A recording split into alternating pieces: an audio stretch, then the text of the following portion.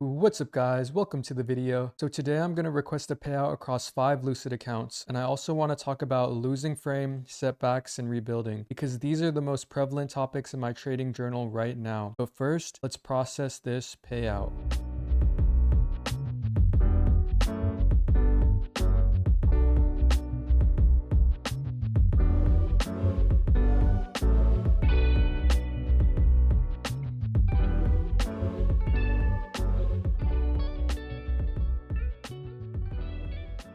And that's it. So let's lead into the discussion. So right now, I'm in this weird part of my trading journey where I'm surviving off of prop firm payouts, and I transitioned to live with 2 firms, and I'm struggling. And I'm realizing that every new level re-breaks you, and currently, I'm in a 4-week cooldown period after failing Tradeify Elite live accounts. On top of that, Take Profit Trader Pro Plus accounts are temporarily halted due to Tradeivay issues. With TPT, it was heartbreaking. I had profits above the initial buffer, could have taken payouts, but I lost frame and ended up failing the account.